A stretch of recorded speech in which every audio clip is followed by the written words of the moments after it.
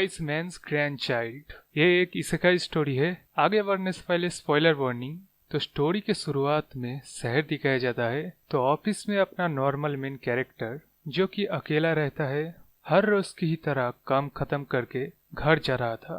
रास्ते पे एक्सीडेंट होने के बाद अपना मेन कैरेक्टर री इनकारनेट हो जाता है एक अलग वर्ल्ड में। अगले सीन में हमें दिखाया जाता है जंगल के अंदर एक ओल्ड मैन एक न्यू बॉर्न बेबी को पकड़ा हुआ है। इसके बाद 8 साल बाद का सीन दिखाया जाता है जिसमें अपना एमसी विंड स्लैश मैजिक की मदद से जंगली मुर्गे का शिकार कर रहा है। तो इस इसेकाई वर्ल्ड में मैजिक भरा पड़ा हुआ है। इस वजह से हर एक जीव के पास मैजिक है और इस मैजिक को यूज करने के लिए पहले आपको अच्छी तरह से विजुअलाइज करना पड़ेगा कि आप क्या क्रिएट करना चाहते हैं। उसके बाद उस विजुअलाइजेशन के ऊपर मैजिक इस्तेमाल करके उसको आप एक स्पेल बना सकते हैं। इसी तरह उस दुनिया में मैजिक गियर्स भी बनाया जाता है, यानी मैजिकल वेपन्स।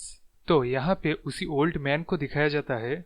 इसका नाम मर्लिन वुल्फर्ड है। इसी के साथ मेलिडा बैलेन और मिकेल को दिखाया जाता है। तो यहाँ पे सिन को मर्लिन मैजिक सिखाता है, मेलिडा मैजिकल गियर बनाना सिखाता है और मिकेल क्लोज कॉम्बैट सिखाता है। इसी तरह 2 साल और बीत जाता है। उसके बाद का सीन दिखाया जाता है। मर्लिन सिन को डीमन किस तरह होता है वो दिखाने ले जाता है, साथ ही साथ बताता है इस दुनिया में मैजिक भरा हुआ है और इससे फायदा सभी जीवों को होता है। पर जो जीव इस मैजिक को कंट्रोल नहीं कर पाता, उस वक्त कुछ ऐसा फिनोमिना होता है जिस वजह से वो जीव माइंडलेस एक अनस्टॉपेबल किलिंग मॉन्स्टर बन जाता है जिसको डीमन बुलाया जाता है। तो जंगल में पहाड़ी के हिल पे मर्लिन सिन को सर्च मैजिक सिखाता है, क्योंकि इस दुनिया में हर एक जीव के पास मैजिक है। तो इस सर्च मैजिक से कहाँ कौन सा जीव है ये आसानी से पता चल जाता है। पर इसी बीच में सिन को एक सिनिस्टर ऑरा महसूस होता है। ये डेंजरस फीलिंग आ रहा था एक डिमेनॉइड ग्रिजली बियर से। जंगल के अंदर मर्लिन के साथ सिन उस डिमेनॉइड ग्रिजली बियर का शिकार करने जाता है। अब यहाँ तो मर्लिन बिंग सिन ग्रैंडपा किस तरह फाइट करते हैं दिखाने वाला था, पर सिन अल्ट्रासोनिक वाइब्रेशन शॉट के मदद से उस डिमेनॉइड बियर को एक ही झटके में मार देता है। सिर्फ 10 साल के उम्र में ही मिकेल के क्लोज कॉम्बैट ट्रेनिंग के साथ बहुत सारे ओरिजिनल स्पेल को सीखने के साथ ही अब ये बियर वाला इंसिडेंट, इससे उन लोगों को ये शक तो हो ही जाता है कि सिन इस दुनिया का नहीं है।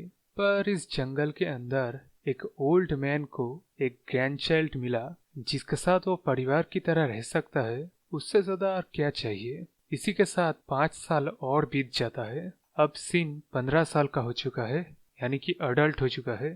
पर सिन कभी भी इस जंगल से बाहर नहीं गया है और स्टेट 15 साल की ट्रेनिंग के बाद वो अब इतना ज्यादा ताकतवर हो चुका है कि वो किसी भी राज्य के मिलिट्री को आसानी से मिटा सकता है अकेले ही। पर सिन और उसके ग्रैंडपा इस जंगल में ही क्यों रहता है?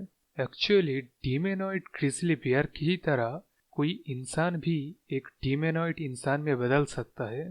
तो जब एक इंसान एक डीमेनॉइड में बदल के अर्ल्ड साइड किंगडम के ऊपर तबाही मचा रहा था, इस तबाही में पूरा एक शहर और उसमें रहने वाले सारे लोग, उसी के साथ राज्य के मेजर फोर्स यानी कि मैजिकल आर्मी और फुट सोल्जर सब तबाह हो चुका था। सिचुएशन इतना ज्यादा बिगड़ गया था, मैजिक एकेडमी से स्टूडेंट को भी लड़ने के लिए जाना पड़ा। तब मर्लिन और मेलिडा मिलके उस डेमोनॉइड इंसान को किसी तरह मारने में कामयाब हुआ। तब से अर्ल्ड साइड राज्य के लिए वो दोनों हीरो बन गए। वो दोनों जहां भी जाते लोग उन्हें घेर लेता था, यानी सेलिब्रिटी के ऊपर के लेवल का जो होता है ना, बिल्कुल वैसा। पर उम्र होने के साथ इस सब से वो थक के जंगल में रहने लगे और सिन को यहीं पे बड़ा किया।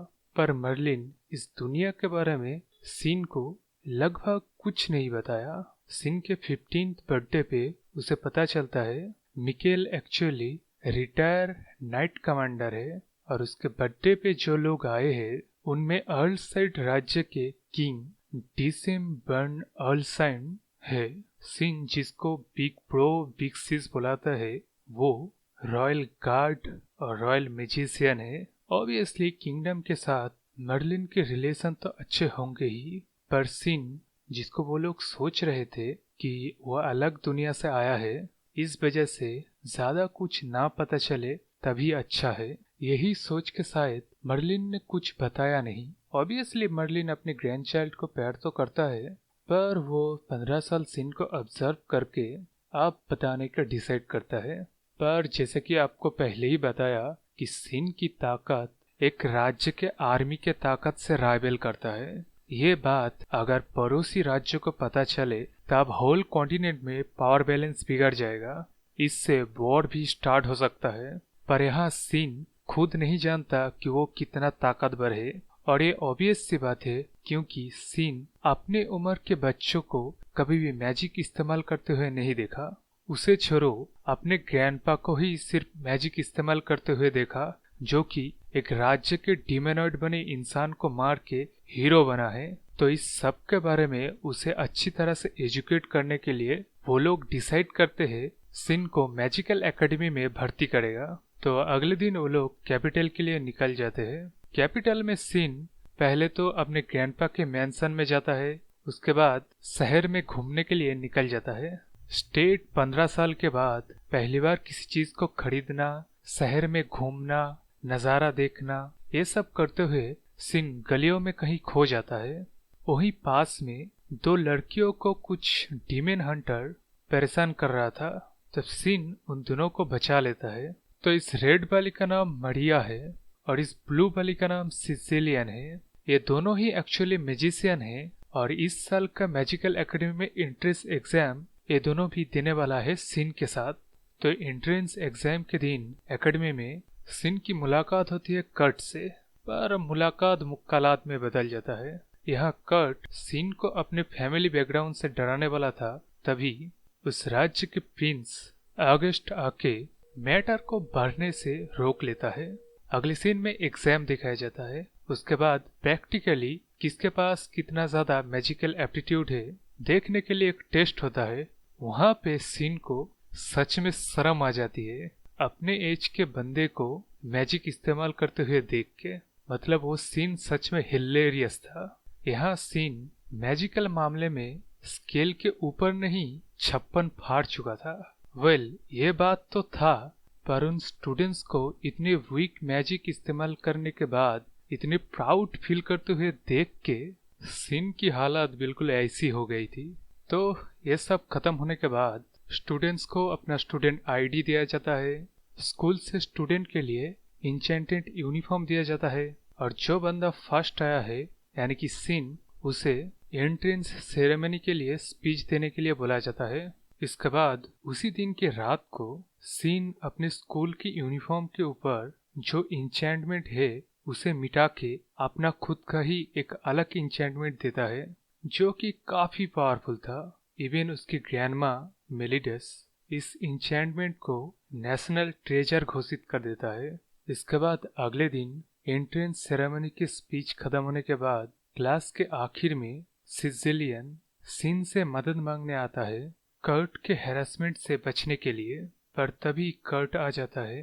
कर्ट के ऐसे एग्रेसिव नेचर को देख के सिन डिसाइड करता है उसने जो अपनी यूनिफॉर्म में इंचेंटमेंट किया था वो सिसिलियन को देगा। पर यहाँ ग्रैंडमा मेलिडस सिसिलियन की टेस्ट लेता है क्योंकि सिसिलियन सिन का फायदा उठा रहा था, पर यहाँ सिसिलियन की ऑनेस्टी देख के ग्रैंडमा मेलिडा मान जाता है। अगले दिन स्कूल में बातें चल रहा था कौन कौन किस स्टडी ग्रुप में ज्वाइन होगा। वहीं पे प्रिंस ऑगस्ट सबको सजेस्ट करता है कि सिन को अपना एक खुद का स्टडी ग्रुप बनाना चाहिए। ये सुन के सब अपने खुद के ही आइडिया लगाने लगता है। तो इस तरह स्टडी ग्रुप में सिन सबको मैजिक सिखाएगा और इस ग्रुप का नाम होगा अल्टीमेट मैजिक स्टडी ग्रुप। अब वहां से सिन कट होके यहाँ बाकी साल के मुकाबले इस साल डीमन साइटिंग के नंबर्स बहुत ज्यादा हो चुका है, पर ऑडली इनफ किसी गांव में कहीं पे अटैक नहीं हुआ है। इस मैटर में डिस्कस करने पे एक थ्योरी सामने आता है कि शायद कोई आर्टिफिशियली इतने सारे डीमंस को हमला करने के लिए एकजुट कर रहा है। यहाँ से सीन कर्ट के ऊपर शिफ्ट हो जाता है। यहाँ उसके फादर कर्ट को समझाने की कोशिश करता है कि बेटा ये सब मत कर, पर कर्ट कुछ ज्यादा ही एरोगेंट एक्ट कर रहा था। तो उसके फादर उसको मैजिक एकेडमी से बाहर निकाल देता है। ये न्यूज जब सीन सुनता है तब वो उन सब से सवाल करता है कि कर्ट ही इकलौता ऐसा क्यों है और कब से वो इतना ज्यादा एरोगेंट एक्ट करने लगा है। तो ये सब लोग रॉयल है और कर्ट भी। तो इन लोगों के मिडिल स्कूल के थर्ड ईयर में एक ट्रांसफर टीचर आता है जिसका नाम स्टॉर्म है। स्टॉर्म अपने लेबोरेटरी में जिन भी बच्चों के पास मैजिक होता है उनको इनवाइट करता था। ये लोग उसके लेबोरेटरी में नहीं गए, पर कर्ट जाता था और तब से ही उसके नेचर में चेंजेस आने लगे। स्टॉर्म के लेबोरेटरी में ना जाने के पीछे वजह तो बहुत सारी है, जैसे कि स्टॉर्म एम्पायर से एग्जाइल है, यानी कि निकाला गया है। वजह पता नहीं, पर टीचर बहुत अच्छा है। वह अपने आंखों को ढक के रखता है पर एक्ट बिल्कुल ही नॉर्मल इंसानों की तरह करता है। यहाँ से सीन कट होके स्टॉर्म को दिखाया जाता है जो कि कर्ट के घर में आया है। क्योंकि कर्ट को डिसिप्लिन करने का कोई भी मेथड काम नहीं आ रहा, तो उसकी माँ स्टॉर्म को यानी कि कर्ट के ओल्ड टीचर को बुलाता है कि उसको समझाए किसी तरह। पर यह बंदा तो महाहरामी निकला। इसी की वजह से कर्ट की पर्सनैलिटी इतनी बुरी तरह से चेंज हुआ है और एक कर्ट के रूम में जाके कर्ट के ऊपर किसी तरह के मैजिक करता है और घर से बाहर निकल के बोलता है, dance for me my puppet. ये डायलॉग के पीछे वजह अगले सीन में पता चलता है, क्योंकि कर्ट अब एक डीमोनॉइड में बदल चुका है और वो स्कूल पे जाके सबके ऊपर अटैक करने लगा है। यहाँ सीन बेरियर मैजिक इस्तेमाल करके सबको बचा तो लेता है, पर कर्ट आउट ऑफ कंट्रोल होके सीन के ऊपर अटैक पे अटैक कर रहा था। पर यहाँ इंटरेस्टिंग बात यह है कि कर्ट अभी भी बात कर सकता है, यानी कि ग्रैंडपा मर्लिन जिस तरह बताए थे डीमोनॉइड के बारे में, ये वैसा नहीं था। इसके ऊपर से कर्ट जब सीन को हमला करके मार नहीं पाता, तब वो सुसाइड बॉम्बर की तरह मैजिक कंसंट्रेट करके उस पूरे एरिया को उड़ाने वाला था। तब सीन को ना चाहते हुए भी कर्ट को मारना पड़ा। अब यहाँ ये जो घटना हुआ ये सच में बहुत बड़ी बात है। जैसे कि डीमोनॉइड बनना क्या इतना ही आसान है? इस सवाल से एक चीज तो कंफर्म हो गई कि कर्ट को कोई डीमोनॉइड ह्यूमन एक्सपेरिमेंट के लिए यूज कर रहा था। उसके ऊपर से सीन एक डीमोनॉइड को मारने में कामयाब हुआ। ये बात आग की तरह फैल गई पूरे राज्य में। इसके लिए राज्य का किंग सीन को अवार्ड देने वाला है ऑब्वियसली। पर जिसने भी कर्ट को डीमोनॉइड एक्सपेरिमेंट के लिए यूज किया उसके लिए एक ट्रैप बिछाया। ट्रैप ये था कि सीन की बातें सभी करेंगे, पर कौन डीमोनॉइड बना इसकी बात कोई नहीं कर रहा था। यहीं पे स्टॉर्म फंस गया। यहाँ पे स्टॉर्म के साथ कुछ और डिस्कस करने की बात करके उसको चारों ओर से घेर के एक ट्रैप में फंसाने की कोशिश करता है। पर स्टॉर्म भी एक डीमोनॉइड था, तो स्टॉर्म बड़ी ही आसानी से उन सैनिकों को मारने लगता है। पर यहाँ सवाल तो ये है कि डीमोनॉइड बनने के बाद स्टॉर्म नॉर्मल इंसानों की तरह बिहेव कैसे कर रहा था। उससे पहले स्टॉर्म जबकि एक डीमोनॉइड है तो बहुत ताकतवर है और अपनी ताकत के मदद से सबको अटैक कर रहा था। वहीं पे सीन आके स्टॉर्म के ऊपर अटैक कर देता है। वहीं पे हमें पता चलता है कि स्टॉर्म एक डीमोनॉइड है उसकी आंखें देख के। इस तरफ सीन बहुत सारे स्पेल को इस्तेमाल करके मैग्नीफाइंग ग्लास की तरह सोलर बीम बना के स्टॉर्म को मार देता है। उस वक्त पे ऐसा लगता तो है, पर स्टॉर्म टेलीपोर्ट करके कहीं और जा चुका था। यह बात सीन अगले दिन उसी तरह के एक सोलर बीम अटैक करने पे कंफर्म हो जाता है। इसके बाद सीन डिसाइड करता है अल्टीमेट मैजिक स्टडी ग्रुप के हर एक मेंबर को वो स्ट्रॉन्ग बनाएगा, जिससे कि आगे आने वाले खतरे को आसानी से निपटाया जा सके। तो सीन अपने अर्थ के नॉलेज को वहाँ के मैजिक से मिला के मैजिक किस तरह काम करता है उन लोगों की समझ को और भी अच्छा बना देता है। इस तरह ब्लू स्फीयर एम्पायर एलसेट राज्य के ऊपर अटैक करने की तैयारी कर रहा था, क्योंकि यहाँ डीमोनॉइड की वजह से कुछ ज्यादा ही उथल पुथल चल रहा था। ये जानकारी ब्लू स्फीयर के एम्पायर को स्टॉर्म पहुंचा देता है। पर यहाँ असल में तबाही वगैरह तो कुछ नहीं हुआ है सिन की वजह से, पर यहाँ स्टॉर्म की एक जानकारी की वजह से वॉर स्टार्ट करने की वजह आगे पता चलेगी। अगले सीन में दिखाया जाता है ब्लू स्फीयर एम्पायर अटैक कर देता है, पर यहाँ अल्साइड राज्य की आर्मी पूरी तरह से तैयार था। लड़ाई में ब्लू स्फीयर की आर्मी भारी कैजुअलिटीज सफर करता है, पर असल जानकारी तो यहाँ से आती है कि ब्लू स्फीयर किंगडम के ऊपर डीमेंस की पूरे एक झुंड ने हमला कर दिया था। यहाँ स्टॉर्म को दिखाया जाता है शहर के तबाही के बीच में वो चल के आ रहा था। इस तरह ब्लू स्फीयर के एम्पायर को उसके राज्य में आने के लिए 3 दिनों तक टाइम लग जाएगा। तब तक स्टॉर्म एम्पायर के कैसल में वेट कर रहा था। जब एम्पायर पहुंचता है तब स्टॉर्म अपने हाथों से उसको मारता है और पूरे एम्पायर को अपने कब्जे में ले लेता है। उसके बाद उसने डिमोनॉइड इंसानों की एक आर्मी बनाई। जब अल्साइड किंगडम के सैनिक वहां पहुंचे, राज्य के हालात और डिमोनॉइड के आर्मी को देख के वहां से भाग आता है। अपने राज्य की ताकत बढ़ाने के लिए रॉयल आर्मी तो अपना काम करते ही है, पर यहाँ सिन सबको ट्रेनिंग कैंप पे ले जाता है। इस ट्रेनिंग कैंप पे मर्लिन और ग्रैंडमा ग्रू भी शामिल हो जाता है। कम्प्लीटली न्यू तरह से मैजिक को देख के प्रैक्टिस करने के बाद वो लोग सच में बेहद ताकतवर बन जाता है। इस तरह ब्लू स्फीयर किंगडम और किंगडम नहीं रहता। आसपास के नेबरिंग लॉर्ड जो थे वो लोग डर के मारे सारे खाना वगैरह सब कुछ कैसल में छुपा लेते थे और कॉमनर्स को मरने के लिए छोड़ देता था। वहीं पे स्टॉर्म आके कॉमनर्स को डिमोनॉइड पावर देके कम्प्लीटली ब्लू स्फीयर किंगडम को अपने काबू में कर लेता है कैसल में बैठे बैठे ही। इसके बाद स्टॉर्म उसका बस एक ही गोल था, ब्लू स्फीयर किंगडम को तबाह कर देना और उसके लॉर्ड को मारना। तो सारे डिमोनॉइड बात करने लगता है कि उसे डिमोनॉइड की आर्मी बना के पूरे दुनिया के ऊपर राज करना चाहिए। शुरू करने के लिए आसपास राज्य से शुरू करते हैं, पर यहाँ स्टॉर्म उन लोगों को खुला छूट देता है। बोलता है मैं इस प्लान में शामिल नहीं हूँ, तुम लोग क्या करना चाहते हो करो। तब डिमोनॉइड बने लोग ताकत के नशे में अदर्स राज्य के ऊपर अटैक करने के लिए चला जाता है, पर कुछ लोग जो रह जाते हैं उन लोगों को स्टॉर्म अपना स्टोरी बताता है कि कैसे वो इस ब्लू स्फीयर एम्पायर के एक छोटे से राज्य में ड्यूक था और वो अपने डोमेन में आने वाले सारे कॉमनर्स को बेहद ही अच्छा ट्रीट करता था, नए नए आइडियाज से उन लोगों की मदद करता था। तो नेचुरली बाकी डोमेन से लोग इसके डोमेन में आने लगे और ऐसे स्टॉर्म की पॉपुलैरिटी बढ़ने लगा।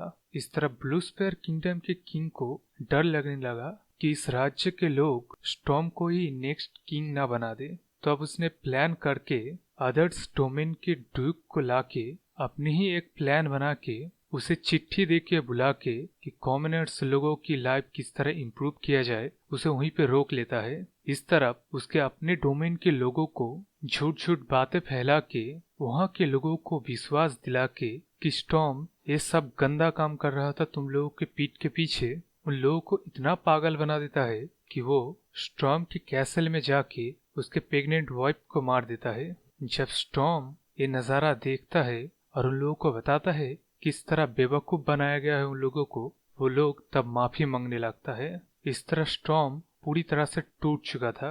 उसके दिमाग में बस एक ही बात चल रहा था, जिन लोगों के लिए मैंने इतना मेहनत किया, जिस राज्य को मैं इम्प्रूव करना चाहता था, अपने लोगों के बुरे हालात से निकालना चाहता था, वही लोग सिर्फ एक दो बातें सुन के उसके ही दुनिया को तबाह करने आ जाते हैं। इन बातों को सोचते हुए उसे इतना गुस्सा आता है। वहीं पे स्टॉर्म एक मैसिव मैजिक बर्स्ट के साथ डिमोनॉइड में बदल जाता है, पर उसका गुस्सा इतना ज्यादा था कि वो अपने सारे मेमोरीज, सारी यादों को अपने में ही रख के वो डिमोनॉइड बनता है। उसके बाद वो 2 सालों तक स्कीमिंग करके ब्लू स्फीयर एम्पायर को कम्प्लीटली वाइप्ड आउट कर देता है। यहाँ पे हमें स्टॉर्म की ट्रू ऑब्जेक्टिव दिखाता है जो कि उसने अचीव कर लिया था, पर जिन लोगों को स्टॉर्म ने ताकतवर डिमोनॉइड बनाया था वो लोग स्टॉर्म की स्टोरी सुन के या उससे पहले ही स्टॉर्म को एक लॉर्ड मान चुका था।